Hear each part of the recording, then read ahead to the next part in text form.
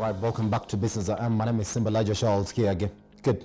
So let's talk about exactly what it is that we're supposed to talk about this morning. Now, business, especially in the Kenyan economy, is actually being tilted towards what the government thinks is the bigger pillar in the Kenyan economy. And I'm talking about the youth in Kenya. Now, majority of them will tell you are probably unemployed, and the government actually churns out a lot of graduates each year from universities that either end up unemployed or take longer periods to get employed. Now, but this morning, we're talking about another perspective, therefore. We're looking at the youth that actually probably will not find themselves probably in school, or in some other way they find themselves in streets. Now, we do know that there are foundations across the economy that actually are geared towards coming up with solutions for some of these youth in unfortunate positions in the economy. Now, you're going to know that there are success stories that actually come out of that. And this morning, I am fortunate to talk to Joseph Njoroge. So we're going to talk about his transformational story all the way from the streets to a businessman. What a day it's going to be here on Metropole Television. Good. All right. And we're actually going to look at it from the perspective of motivational speaking. Joseph Njoroge. Yes. Good morning, sir. Good morning. How are you doing? Good. Karibu sana Metropole TV. Asante. Yes. So I really want us to dive deep into whatever it is that you're doing. When we talk about the Global Hope and Rescue Center, you are in that as a motivational speaker, aren't you? Yes. And so when you actually speak to most of the guys, what are you targeting to get them to realize? I first of all, let me say I'm Joseph Njoroge. Yes. I'm also the founder and I'm the CEO of the same project. Yes. A Global Hope Rescue and Rehabilitation Center. It was founded back in 2013. First it was a football club, later it turned to a rescue and rehabilitation center. We realized that most street kids and young men are disadvantaged, and they have a lot of potential that has never been discovered whatsoever. Yes.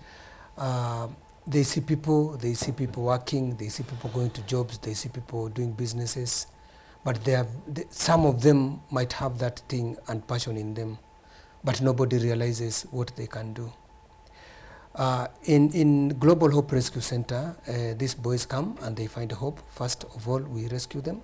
The first business, which is not just business, is just making sure that they are not in the street anymore. Yeah. They have a home, they can call a home. And after putting them into education, other things come. We talk to them in building their lives in future, such that after some years, they are going to be self-reliant and people who can be reliable in our community. Yes.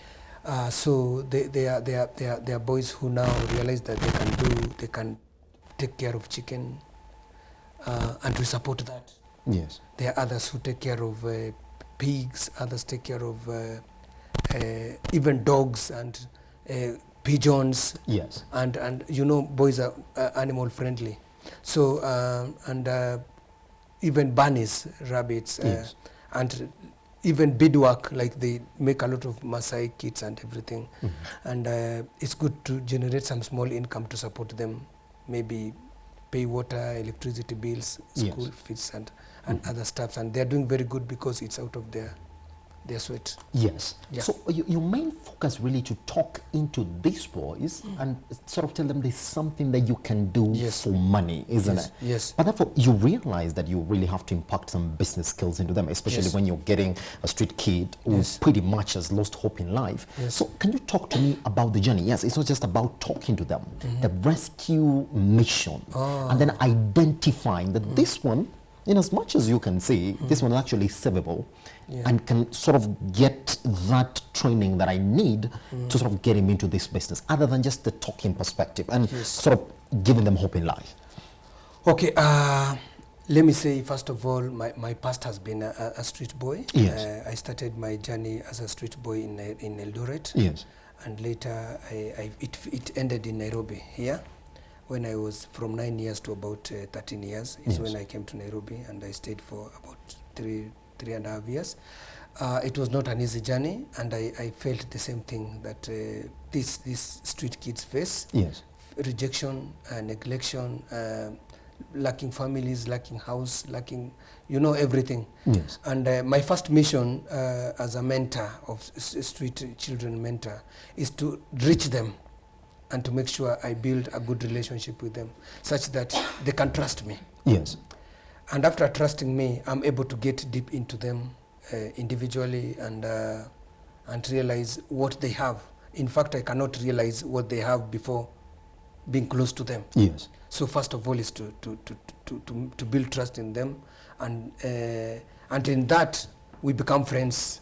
After we become friends, we trust each other, and I'm in a position to bring them to one place. Yes.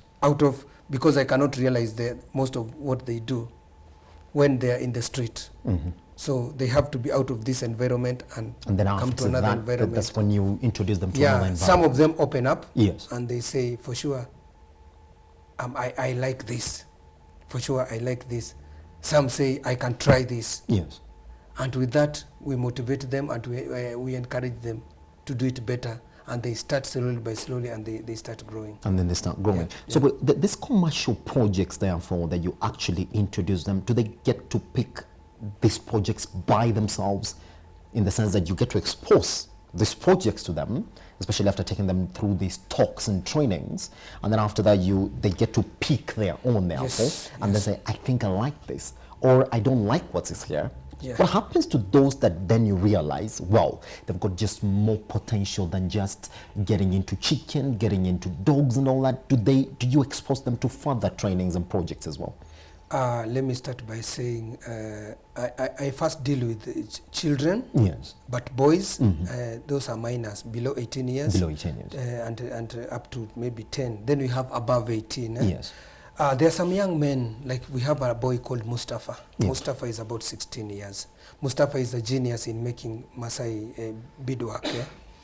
And when he does those things, and when it's a charity organization, but when visitors come, we normally display those kind of things. Yes. And people really want to buy them.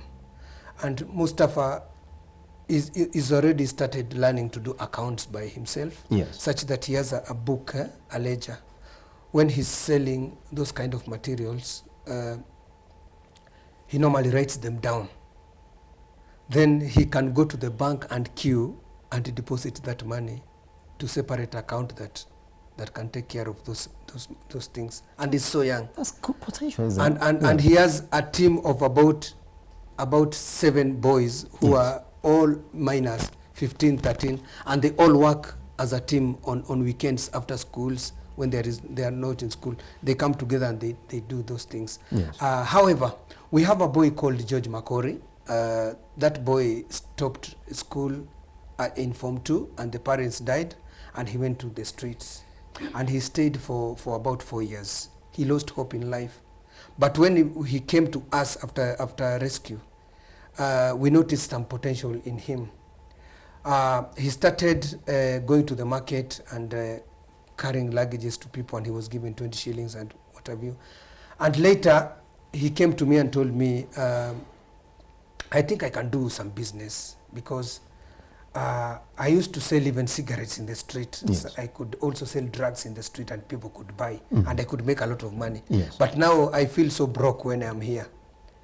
So what if we start some small business, and I want to support myself and also remember this center. So I gave him 5,000 to start business for selling fish, only 3 years ago. And now he has already employed about 8 people. Interesting, isn't it? And he donates to the rest of his brothers at Global Hope Rescue Center. Yes. And sometimes he comes with 2 bundles of flour. He does like CSR. Yes. And he's alone. Yes. So the other day he told me he wants to marry, and he's also getting married to a business lady. So I can't imagine what kind of business expansion is going to be. That's already a success story in the making, isn't it? Yeah. Yes, I know we're going to talk. We're going to talk to some of your partners this morning, but just even before we get there, so when you look at your rescue center as it is right now, and you're actually dealing with these boys that you think have got this potential to grow themselves business-wise, I mean, get some sort of resources running among themselves.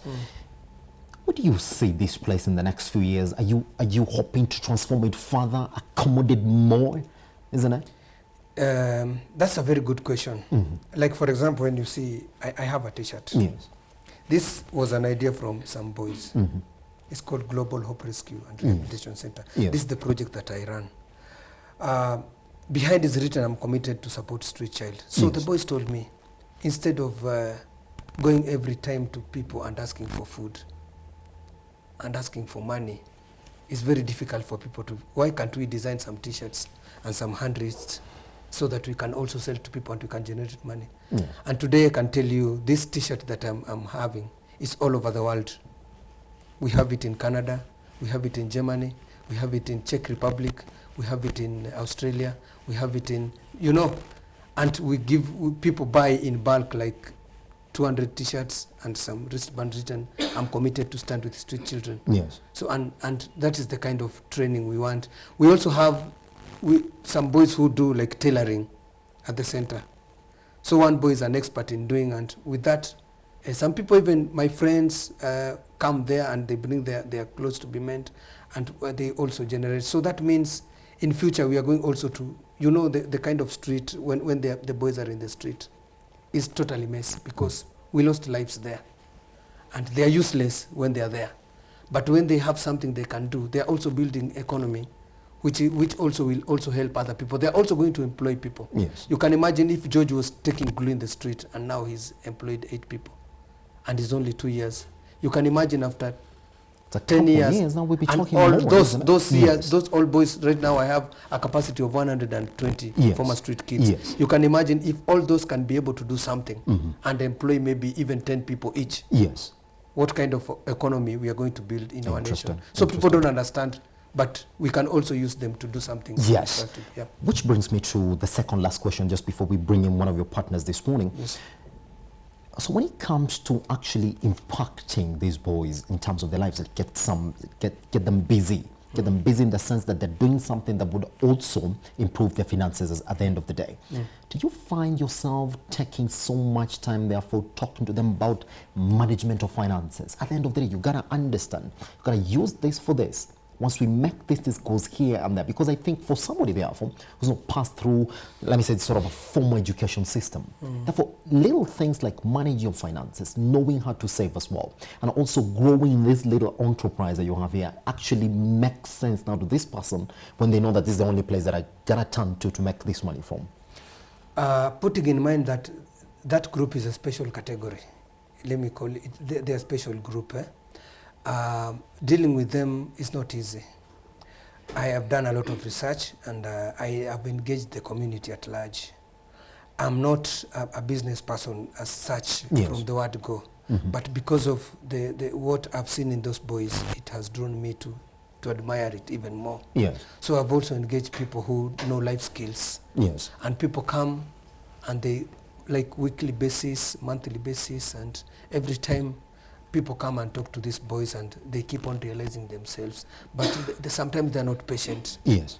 But they have to be told that after this, you have to do this in their own style. In their own style. Not like forcing and telling them, you have, Yes. let them do it in their own way. Then when you encourage them, do it more.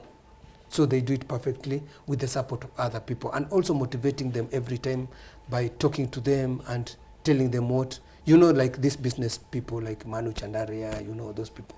We tell them those people started from the scratch. And when you start here, you only put records of your achievement. Yes. And they take it very positive and Yes. they do it more. Interesting, isn't it? Okay, and the last question there and I want you to talk to me from the sense that we need to understand therefore what the problem is, isn't it? Because you're now having to rescue these boys from the streets. Yes. I want you, do you think that we've done really enough to get these boys out of the street as a government? Because over the other side, the government is preaching about free education, is preaching about getting all the kids educated. It's a basic right. And we do know the government will actually arrest you for leaving your kid out on the streets. Do you think that we've done enough? And if we haven't, what do we expect from the Global Hope and Rescue Center in the couple of years? It's a very tricky question. The government says there is free education, which is true. In a way, it's true. But this kid needs to, the government doesn't provide school uniform. I see that.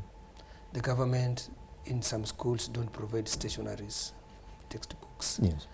The other schools, you need to pay like desk, especially primary school. Yes. You need to pay money for exam. You even, some schools, you pay money for lunch, because I do those things and I know. I don't know how it feels to say that there is free education to a child who lives in the street without parents. Yes. So these kids need an allocation. He needs to be allocated somewhere. Yes. In a center or in a family that he can have a home. Otherwise, we cannot have free education without a home. Yes. So if you are taken to school, from the street to school, where are you going to eat? Where are you going to live? Where are you going to take shower? And what have you, all those things. So there is a lot of things that are needed to be done in regarding to street children. If really we need to say anything about education, progress, like future of education in Kenya, we also need to see the family matters and family issues of the children. What are the reasons that makes these kids not to go to school? What makes them to go to the street? Yes. Then after that, we need to sort the family issues first before we start sorting educative issues first. So, and that is the thing that Global is doing. Yes. We are sorting family issues first.